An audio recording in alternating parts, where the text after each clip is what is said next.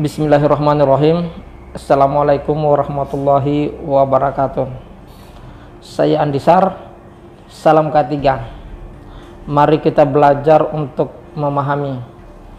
Di video kali ini saya ingin menjelaskan dan menyampaikan beberapa persoalan terkait kecelakaan-kecelakaan kerja yang sering terjadi di PT VDNI dan PT OSS yang berada di Morosi di Kabupaten Konawe, Provinsi Sulawesi Tenggara.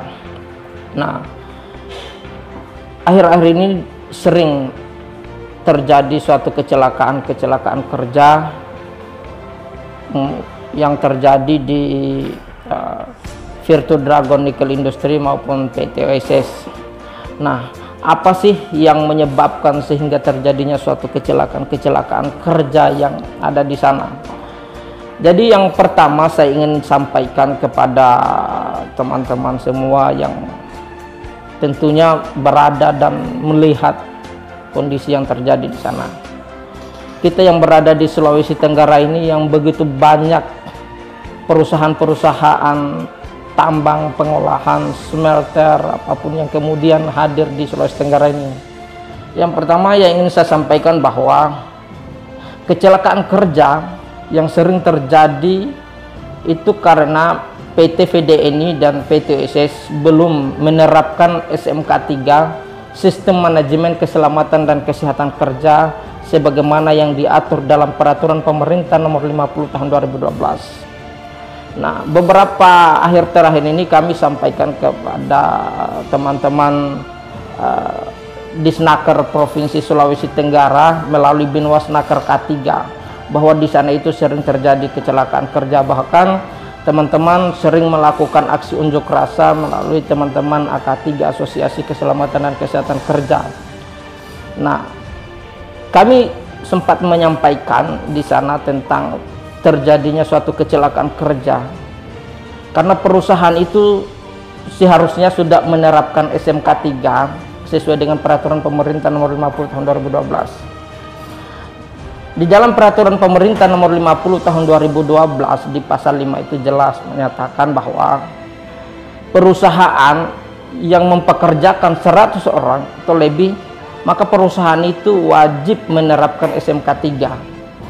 Nah, pertanyaannya kemudian, apakah perusahaan PT Virtu Dragon Nickel Industry maupun PT OSS itu telah menerapkan SMK 3 atau tidak? Nah, hari ini kita melihat dari Binwasnaker K3 yang tentunya sering melakukan inspeksi pemeriksaan ketika terjadi suatu kecelakaan kerja yang ada di sana. Dan juga pernah disampaikan oleh Binwasnaker K3 bahwa kedua perusahaan itu belum menerapkan SMK 3. Tentunya saya berharap dari Binwasnaker K3 melakukan pembinaan melalui Dinas Ketenagakerjaan Provinsi Sulawesi Tenggara melalui Binwasnaker K3 untuk melakukan pembinaan terhadap dua perusahaan besar ini, agar mereka mau menerapkan SMK 3 itu. Itu yang pertama. Yang kedua, memang di dalam penerapan SMK 3 yang ada di dalam, tentunya ada pimpinan tertinggi di dalam perusahaan itu sebagaimana yang diatur dalam Peraturan Menteri SDM Nomor 26 Tahun 2018, bahwa di situ adalah jabatan tertinggi adalah PTL Penanggung Jawab Teknik Lingkungan, tentunya mampu menerapkan kaidah pertambangan atau pengolahan yang baik di lingkungan perusahaan PT VDNI dan OSS. Nah, jika sering terjadi suatu kecelakaan kerja yang ada di PT VDNI maupun PT OSS, nah, di tanggal 28 November kemarin 2020, nah, terjadi lagi suatu kecelakaan kerja yang ada di PT VDNI yang mengakibatkan meninggalnya salah satu pekerja. Nah, ini yang harus dievaluasi oleh Kepala Inspektur Tambang untuk mengevaluasi PTL, penanggung jawab teknik lingkungan, baik itu yang ada di PT VDNI maupun PT OSS itu sendiri.